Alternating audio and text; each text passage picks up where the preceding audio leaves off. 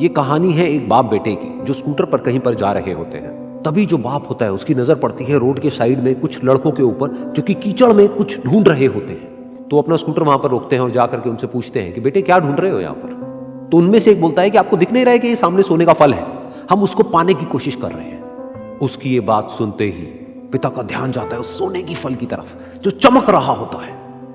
फिर उनके माइंड में कुछ इमेजिनेशंस बनने लग जाती हैं कि काश ये जो फल है ये मेरे बेटे के पास में आ जाए तो ना सिर्फ उसकी बल्कि मेरी भी जिंदगी बदल जाएगी। तो बिना सोचे समझे अपने बेटे को धक्का मार देते हैं उस कीचड़ में और बोलते हैं कि तुझे किसी भी कीमत पर वो फल लेकर के आना है। लेकिन बेटे को वो फल नहीं चाहिए होता है, उसके अपने कुछ और ही सपने होते हैं।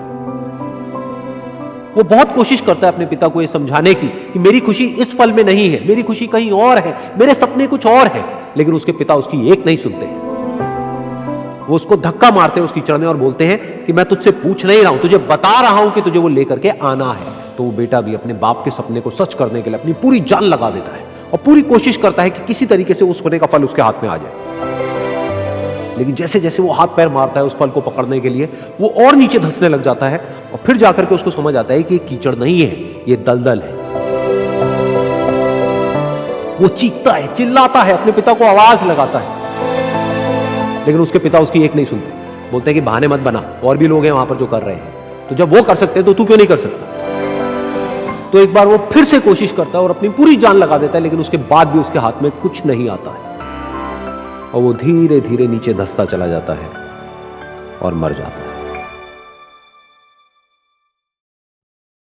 तब जाकर के उसके पिता को एहसास होता है कि उससे कितनी बड़ी गलती हो गई।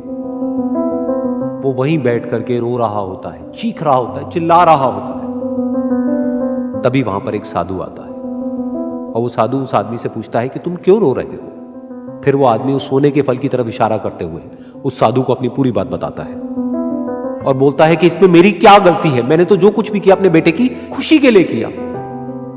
तो वो साधु उस फल को ध्यान से देखता है और उस आदमी को कहता है, जिस सोने के फल की वजह से तुमने अपने बेटे को गवा दिया, कम से कम एक बार ध्यान से उसकी तरफ देखा तो होता कि वहां पर कोई फल है भी या नहीं।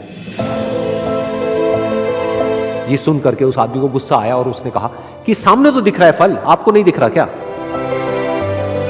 तब वो साधु उस कीचड़ के ऊपर एक पेड़ होता है जिसकी तरफ इशारा करते हैं और बोलते हैं कि वो जिसे तुम देख रहे हो वो उस फल की परछाई है, असली फल वहां पर उस पेड़ के ऊपर है।